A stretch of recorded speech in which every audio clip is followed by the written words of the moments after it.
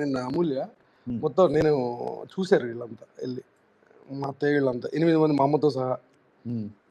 అందరికీ విపరీతంగా నచ్చింది సినిమా. ఎందుకంటే వాళ్ళందరూ నీ ఫ్యాన్స్ బేసిక్గా. థ్యాంక్ నీ యూ రైటింగ్ అంటే చాలా ఇష్టం థ్యాంక్ యూ హను. ఆ, నాతో సహా.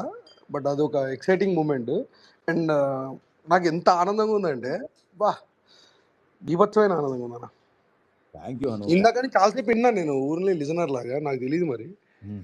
ఎందుకు ఇలా వచ్చారు కానీ నాకు అసలు మెత్తని మట్టిలో మొలిచిన మొక్కవి కాదోయ్ నువ్వు, ఏందన్నా బండరాళ్ళని బద్దలు పంటరాళ్ళని కొట్టిన మొండి బద్దలు కొట్టిన మొక్కవి. మొండి మొక్కవే నువ్వు.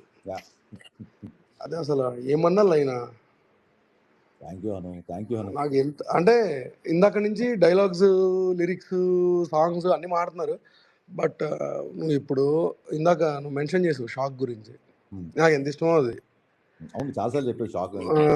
నాకు చాలా ఇష్టం. అండ్ నీ రైటింగ్, నీ డైలాగ్ రైటింగ్ అంటే నాకు చాలా ఇష్టం ఫస్ట్.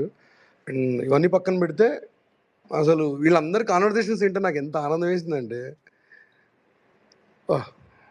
బావనా ఇప్పుడు నువ్వు బాగా బిజీగా ఉన్నావు, షూటింగ్ చేస్తున్నావు తెలుసు. రేపు సండే, రేపు షూటింగ్ ఉందా? First question. రేపు లేదు, రేపు చూస్తున్నా సినిమా, రేపు పొద్దునే. నువ్వు సినిమా చూడగానే నువ్వు ఫోన్లు వాట్సాప్లు కాకుండా ఐ వాంట్ సీ యూ.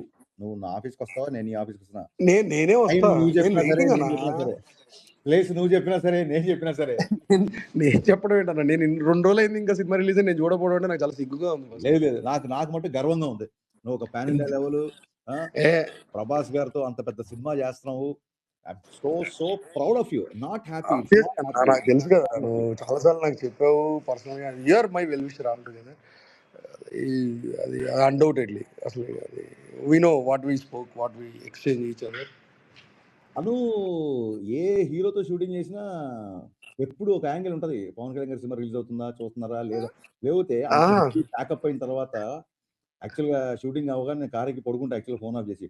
మనోడు ఓపిక చూడండి, ఫోన్ ఆన్ చేయడం ఏంటి, స్పేసెస్ ఏంటి, మళ్ళీ వచ్చి 2 మాటలు మాట్లాడడం ఏంటి. హను, నేను ఇందాక చాలాసేపు నుంచి విన్నాను, అందరి మాటలు విన్నా. నాకు ఎంత ఆనందంగా ఉందంటే, ఇది ఆ టైంలో ఏంటంటే మన పక్కన ఎవరన్నా అట్లా మాట్లాడితే మనకు నచ్చుతుంది, మనం ఫ్యాన్స్ కాబట్టి. జనరల్ గా అది వినడం కూడా ఒక అదృష్టం కదా, ఆ స్పేస్ లో లేము మనం, ఆ స్పేస్ క్రియేట్ అయింది ఇప్పుడు లక్కీగా.